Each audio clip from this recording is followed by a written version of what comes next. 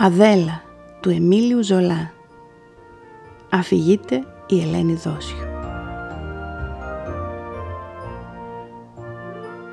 Ο κύριος Ρουσό παντρεύτηκε 20 χρόνων με μια ορφανή, την Αδέλα Λεμερσιέ, που ήταν 18 χρόνων. Οι δυο τους είχαν για μόνοι τους περιουσία 70 φράγκα τη βραδιά που παντρεύτηκαν. Στην αρχή πουλούσαν χαρτί των επιστολών και βουλοκαίρια κάτω από μια αμαξόπορτα. Ύστερα νίκησαν μια τρύπα, ένα μαγαζάκι μικροσκοπικό που έμειναν μέσα σε αυτό 10 χρόνια, μεγαλώνοντας σιγά σιγά το εμπόριό τους. Τώρα έχουν δικό τους ένα χαρτοπολείο στην οδό Κλισί που αξίζει καμιά 50.000 φράγκα. Η Αδέλα είναι φιλάσθενη. Η κλειστή ατμόσφαιρα του μαγαζιού, η εκκινησία στο ταμείο δεν της κάνουν καλό. Ένας γιατρός που τον συμβουλεύθηκαν τη συνέστησε ανάπαυση και περιπάτους με την καλοκαιρία. Μα αυτές είναι συνταγές που δεν μπορεί κανείς να τις εκτελεί όταν θέλει να μαζόξει μικροεισοδήματα για να τα ξεκοκαλίσει ήσυχα στα γερατιά του. Η Αδέλα είπε πως θα αναπαύεται, πως θα πηγαίνει περίπατο αργότερα, όταν θα ξεκάμουν το μαγαζί και θα πάνε να ζήσουν στην επαρχία. Ο κύριος Ρουσό ανησυχεί που τη βλέπει χλωμή με κόκκινες βούλες στα μάγουλα. Μα έχει τη σκοτούρα του χαρτοπολίου του. Δεν μπορεί να είναι αδιάκοπα πίσω της για να την εμποδίζει να κάνει απερισκεψίες. Ολόκληρες εβδομάδες δεν βρίσκει ούτε μια στιγμή άνεση για να της μιλήσει για την υγεία της. Ύστερα, αν συμβεί να ακούσει τον ξερό βηχά της, στεναχωριέται. Την υποχρεώνει να φορέσει το σάλι της και να κάνει μαζί του ένα γύρο στα ηλίσια. Μα αυτή γυρίζει σπίτι πιο κουρασμένη, βήχοντας περισσότερο. Οι περισπασμοί του εμπορίου απορροφούν πάλι τον κύριο Ρουσό, η αρρώστια πάλι ξεχνιέται, όσο που να έρθει μια νέα κρίση. Έτσι είναι στο εμπόριο. Πεθαίνεις χωρίς να λάβεις καιρό να κοιταχτείς. Μια μέρα ο κύριος Ρουσό παίρνει το γιατρό κατά μέρος και τον ρωτάει να του πει παστρικά αν η γυναίκα του βρίσκεται σε κίνδυνο. Ο γιατρός ομολογεί πως η κυρία Ρουσό είναι φθησική και μάλιστα σε ένα βαθμό αρκετά προχωρημένο. Ο σύζυγος έγινε κίτρινος σαν το θιάφι ακούγοντας αυτή την ομολογία. Αγαπά την Αδέλα για τη μακροχρόνια προσπάθεια που κατέβαλαν μαζί προτού αρχίσουν να τρώνε άσπρο ψωμί κάθε μέρα. Δεν την έχει μόνο γυναίκα, την έχει ακόμη και συνέτερο που ξέρει τη δραστηριότητά της και την νοημοσύνη της. Αν τη χάσει, θα δεχθεί ένα κέριο χτύπημα και στην αφοσίωσή του και στο εμπόριό του. Ωστόσο, του χρειάζεται θάρρος. Δεν μπορεί να ασφαλίσει το μαγαζί του. Έτσι λοιπόν δεν αφήνει να προδοθεί. Προσπαθεί να μην τρομάζει την Αδέλα δείχνοντας της μάτια κόκκινα από τα δάκρυα. Η Αδέλα ψιθυρίζει κάποτε. Όταν πάμε στην εξοχή θα δεις πως θα γίνω καλά. Θεέ μου, 8 χρόνια μόνο έχουμε ακόμη να περιμένουμε. Σύντομα θα περάσουν. Ωστόσο, 2 φορές τώρα η κυρία Ρουσό βρέθηκε στην ανάγκη να κρεβατωθεί. Πάλι σηκώθηκε, πάλι κατέβηκε στο ταμείο. Οι γειτόνοι λένε «Λίγα είναι τα ζουμιά της αυτινής» και δεν κάνουν λάθος. Ακριβώς στη στιγμή της απογραφής ξαναπέφτει στο κρεβάτι για 3η φορά. Ο γιατρός έρχεται το πρωί, μιλεί μαζί της και υπογράφει μια συνταγή. Ο κύριος Ρουσό ξέρει πως το μοιραίο τέλος πλησιάζει. Μα η απογραφή τον κρατεί κάτω στο μαγαζί και μόλις μπορεί να ξεφεύγει 5 λεπτά από καιρού εις καιρών. Ανεβαίνει όταν έρχεται ο γιατρός. Ύστερα φεύγει μαζί του και αναφαίνεται πάλι λίγες στιγμές πρώτου προγεύματος. Πλαγιάζει στις 11 στο βάθος ενός γραφείου όπου έχει τοποθετήσει ένα κρεβάτι με λουριά. Η υπηρέτρια η Φραγκίσκα περιποιείται την άρρωστη. Της φέρνει τα γιατρικά της με ένα ύφος δύστημο, κάνει θόρυβο ανυπόφορο σαρώνοντας το δωμάτιο και τέλος το αφήνει σε μεγάλη ακαταστασία. Μπουκάλια ακάθαρτα είναι ρηγμένα στο κωμό. Οι λεκάνες δεν είναι ποτέ πλημμένες. Οι πατσαβούρες κρέμονται στις ράχες των καθισμάτων. Δεν ξέρεις πια που να πατήσεις το πόδι σου. Ακόμα και στο κρεβάτι της η Αδέλα ασχολείται με το εμπόριό της. Ξέρει την πούληση, ρωτάει κάθε βράδυ πώς πάει η δουλειά. Η απογραφή την ανησυχεί. Μόλις ο σύζυγός της μπορεί να ανέβει για ολίγες στιγμές, δεν του μιλεί ποτέ για την υγεία της. Τον ρωτά αποκλειστικώς για τα ενδεχόμενα κέρδη. Είναι μεγάλη λύπη για αυτήν όταν μαθαίνει πως η χρονιά πήγε μέτρια. Όταν την καίει ο πυρετός, θυμάται ακόμη στο προσκέφαλό της παραγγελίες της περασμένης εβδομάδος. Ξεκαθαρίζει λογαριασμούς, διευθύνει το κατάστημα. Και αυτή στέλνει το σύζυγό της πάλι στη δουλειά του, αν χρονοτριβεί στο δωμάτιο και του λέει γλυκά: «Κατέβα, φίλε μου, δεν μου χρειάζεται τίποτε. Σε βεβαιώ. Και μην ξεχάσεις να αγοράσεις κατάστιχα, γιατί τα σχολεία κοντεύουν να ανοίξουν και δεν θα έχουμε». Για πολύ καιρό γελιέται για την πραγματική της κατάσταση. Πάντα ελπίζει πως θα σηκωθεί την αυριανή μέρα και θα πάρει πάλι τη θέση της στο ταμείο. Κάνει μάλιστα και σχέδια. Αν μπορέσει να βγει σύντομα, θα πάνε να περάσουν την Κυριακή στο Σεν Κλου. Ποτέ άλλοτε δεν είχε τόσο μεγάλη επιθυμία να είδει δέντρα. Ύστερα μόνο μιας, ένα πρωί γίνεται σοβαρά. Τη νύχτα ολομόναχη, με τα μάτια ανοιχτά, ενόησε πως θα ποθάνει. Δεν λέει τίποτε ως το βράδυ και συλλογέται με τα μάτια καρφωμένα στην οροφή. Και το βράδυ κρατεί το σύζυγό της σημά της και κουβεντιάζει ήσυχα μαζί του, σαν να του υποβάλει καμιά φατούρα. «Άκουσε», του λέει, «θα πας να ζητήσεις αύριο ένα συμβολιογράφο. Είναι ένας εδώ κοντά, στην οδό Αγίου Λαζάρου». «Γιατί συμβολιογράφο?» φωνάζει ο κύριος Ρουσό.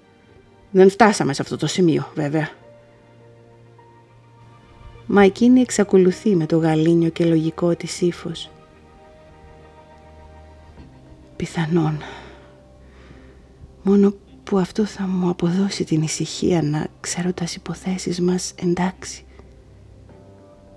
Παντρευτήκαμε στο καθεστώς της κοινοκτημοσύνης, τον καιρό που δεν είχαμε τίποτε, ούτε ο ένας ούτε ο άλλος. Σήμερα που κερδίσαμε μερικά χρήματα, δεν θέλω η οικογένειά μου να έρθει να σε απογυμνώσει. Η αδελφή μου, Αγάθη, δεν είναι τόσο αξιαγάπητη ώστε να της αφήσω κάτι. Θα προτιμούσα να τα έπαιρνα όλα μαζί μου». Όταν η διαθήκη συνετάχθη και ο συμβολιογράφος έφυγε, η Αδέλα ξαπλώθηκε μουρμουρίζοντας τον άντρα της. «Τώρα θα ποθάνω ευχαριστημένη. Είχα ποθήσει πολύ να πάω στην εξοχή. Μα θα πας εσύ. Βεβαίωσέ μου πως θα αποσυρθείς στο μέρος που είχαμε διαλέξει, ξέρεις, στο χωριό που γεννήθηκε η μητέρα σου, κοντά στο Μελούν. Αυτό θα με ευχαριστήσει». Ο κύριος Ρουσό κλαίει πικρά. Αυτή τον παρηγορεί. Του δίνει καλές συμβουλές. Αν πλήττει μόνος, θα κάνει καλά να ξαναπαντρευτεί. Μόνο πρέπει να διαλέξει μια γυναίκα κάπως παρήλικη, γιατί τα νέα κορίτσια που παντρεύονται χειρεμένους, παντρεύονται για τα χρήματά τους. Και του προτείνει μια κυρία γνώριμη τους, που θα χαιρόταν πολύ να ξέρει πως θα ζήσει μαζί με αυτή. Ύστερα, την ίδια νύχτα, της έρχεται ένα φρικτό αγκομαχητό. Πνίγεται, ζητάει αέρα. Η Φραγκίσκα αποκοιμήθηκε στην καρέκλα της. Ο κύριος Ρουσό ορθός κοντά στο προσκέφαλο του κρεβατιού, το μόνο που μπορεί είναι να πιάσει το χέρι της ετοιμοθάνατης και να το σφίξει για να της πει πως είναι κοντά της, πως δεν την εγκαταλείπει. Το πρωί μόνο μιας αισθάνεται μια μεγάλη γαλήνη. Είναι άσπρη σαν το χαρτί με τα μάτια κλειστά. Ανασένει αργά. Ο σύζυγός της νομίζει πως θα μπορέσει να κατέβει με τη Φραγκίσκα να ανοίξει το μαγαζί. Όταν ξανανεβαίνει, βρίσκει τη γυναίκα του πάντα άσπρη σαν το χαρτί, ξυλιασμένη στην ίδια στάση. Μόνο που τα μάτια της άνοιξαν. Έχει αποθάνει. Από πολύ καιρό ο κύριος Ρουσό το περίμενε πως θα τη χάσει. Δεν κλαίει. Είναι μόνο αφανισμένος από κούραση. Κατεβαίνει πάλι, κοιτάει τη Φραγκίσκα που σφαλνά πάλι τα θυρόφυλλα του μαγαζιού και ο ίδιος γράφει σε ένα φύλλο χαρτί «Κλειστόν ένεκα θανάτου». Ύστερα κολλάει αυτό το χαρτί στο μεσαίο θυρόφυλλο με 4 όστιες. Επάνω όλο το πρωί το κατανάλωσαν καθαρίζοντας και συγυρίζοντας το δωμάτιο. Η Φραγκίσκα περνάει με το σφουγγαρό πάνω το πάτωμα, εξαφανίζει τα μπουκάλια, βάνει κοντά στην νεκρά μια λαμπάδα αναμένη και ένα τάσι με νερό αγιασμένο, γιατί περιμένουν την αδελφή της Αδέλας, εκείνη, την Αγάθη, που έχει γλώσσα όχενδρας, και η υπηρέτρια δεν θέλει να μπορέσει κανείς να την κατηγορήσει πως δεν έχει πάνω της νοικοκυροσύνη. Ο κύριος Ρουσό έστειλε έναν υπάλληλο να εκτελέσει τα απαιτουμένας διατυπώσεις. Αυτός πάει στην εκκλησία και συζητεί ώρα πολύ για την ταρίφα των κηδιών. Επειδή έχει λύπη αυτό, δεν είναι λόγος να τον κλέψουν. Αγαπούσε πολύ τη γυναίκα του και αν εκείνη μπορούσε ακόμη να τον βλέπει, είναι βέβαιος πως θα της προξενούσε ευχαρίστηση που παζαρεύει τους παπάδες και τους υπαλλήλους των επικηδίων τελετών. Ωστόσο, θέλει για τη συνοικία να γίνει η κηδεία αξιοπρεπής. Τέλος, κλείει τη συμφωνία. Θα δώσει 160 φράγκα στην εκκλησία και 300 φράγκα στον εργολάβο των κηδιών. Έχει τη γνώμη πως μαζί με τα έκτακτα έξοδα θα του πάνε όχι λιγότερα από 500 φράγκα. Όταν ο κύριος Ρουσό ξαναγυρίζει σπίτι του, διακρίνει την Αγάθη, τη γυναικαδέλφη του, που έπιασε θέση κοντά στην νεκρά. Η Αγάθη είναι μια ψηλή ξερακιανή με μάτια κόκκινα, με χείλη μελανιασμένα και σουφρωμένα. Από 3 χρόνια το ανδρόγυνο τα είχε χαλασμένα μαζί της και δεν την βλέπουν πια. Σηκώνεται με τικέτα, ύστερα φιλεί το γυναικαδελφό της. Μπροστά στο θάνατο κάθε μάλωμα παίρνει τέλος. Ο κύριος Ρουσό, που δεν μπόρεσε να κλάψει το πρωί, κλαίει τώρα με λυγμούς, ξαναβρίσκοντας τη φτωχή του γυναίκα άσπρη σαν το χαρτί και ξυλιασμένη, με τη μύτη περισσότερο μαζωμένη, με το πρόσωπο τόσο φτενό, ώστε μόλις την αναγνωρίζει. Η Αγάθη μένει με τα μάτια στεγνά. Πήρε το καλύτερο φωτέγι, περιφέρει αργά τα μάτια της στο δωμάτιο, σαν να κάνει τη λεπτομερή απογραφή των επίπλων που το στολίζουν. Έως τώρα δεν έθιξε το ζήτημα των συμφερόντων, μα είναι φανερό πως βρίσκεται σε μεγάλη αγωνία και πως συλλογέται αν τάχα υπάρχει διαθήκη. Το πρωί της εκφοράς, τη στιγμή που θα τη βάναν στο φέρετρο, συνέπεσε να κάνουν λάθος οι εργολάβοι των κηδιών και να στείλουν ένα φέρετρο πολύ κοντό. Οι νεκροθάφτες πρέπει να πάνε να φέρουν άλλο. Στο αναμεταξύ η νεκροφόρα περιμένει μπροστά στην εξώπορτα. Η συνοικία είναι ανάστατη. Νέο βασανιστήριο αυτό για τον κύριο Ρουσό. Τέλος κατεβάζουν τη φτωχή Ρουσό και το φέρετρο μένει εκτεθειμένο μόνο 10 λεπτά της ώρας κάτω στην εξώπορτα, τη σκεπασμένη με μαύρα. Καμιά εκατοστή άνθρωποι περιμένουν στο δρόμο. Έμποροι της συνοικίας, νοικάριδες του σπιτιού, φίλοι του ανδρόγυνου, λίγοι εργάτες με πανοφόρια. Η συνοδεία ξεκινάει. Ο κύριος Ρουσό πάει μαζί. Στο πέρασμα της νεκρικής πομπής, οι γείτονες σταυροκοπιούνται, μιλώντας σιγανά. «Είναι η Χαρτοπόλισσα, εκείνη η χλωμή γυναικούλα που είχε μείνει πια πετσί και κόκαλο. Α, καλύτερα που την ανάπαψε ο Θεός. Τι είναι ο άνθρωπος ωστόσο? Έμποροι, πολύ ευκατάστατοι, που δούλευαν για να περάσουν με άνεση τα γερατιά τους. Θα βρει τώρα καλά την άνεσή της η Χαρτοπόλισσα». Οι γειτόνισσες μιλούν με επένους για τον κύριο Ρουσό, γιατί βαδίζει πίσω από την νεκροφόρα με το κεφάλι ξέσκυπο, μονάχος, χλωμός, με τα αραιά μαλλιά του που τα παίρνει ο άνεμος. Στην εκκλησία οι προσευχές αποτελειώνουν βιαστικά την ιεροτελεστία.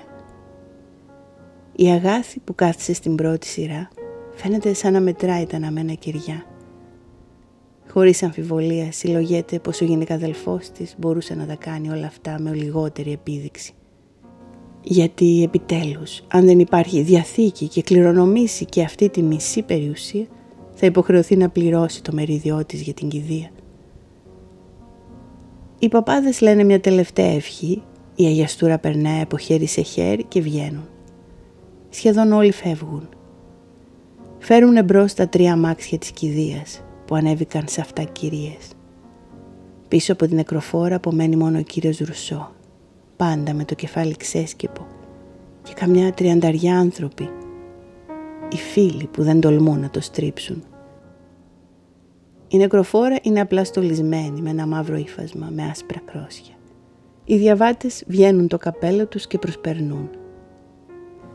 Επειδή ο κύριος Ρουσό δεν έχει τώρα οικογενειακό, πήρε απλούστατα τόπο με άδεια για 5 χρόνια στο κημητήριο της Μονμάρτης, έχοντας σκοπό να αγοράσει αργότερα τόπο δικό του για να ξεθάψει τη γυναίκα του, για να την εγκαταστήσει οριστικό στο δικό της μνήμα. Η νεκροφόρα σταματάει στην άκρη μιας δενδροστοιχείας και κουβαλούν στα χέρια το φέρετρο ανάμεσα από τους χαμηλούς τάφους, όσο που το φέρνουν σε ένα λάκκο σκαμμένο στο μαλακό χώμα.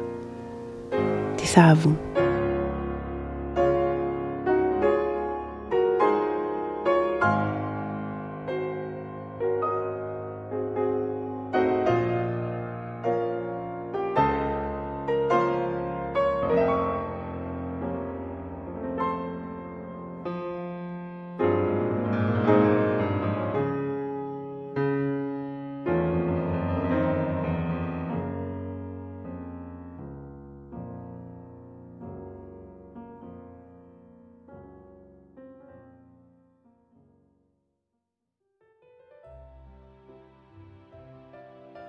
Η Αγάθη γυρίζει με τον κύριο Ρουσό στο σπίτι. Αποφασίζει τέλος να του μιλήσει για τα συμφέροντά της. Όταν μαθαίνει πως υπάρχει διαθήκη, σηκώνεται αλίγιστη, φεύγει, χτυπώντας δυνατά την πόρτα. Ποτέ δεν θα ξαναπατήσει το πόδι της σε αυτό το χαμόσπιτο. Ο κύριος Ρουσό εξακολουθεί πάντα να αισθάνεται κατά διαλύματα μια μεγάλη λύπη που τον πνίγει.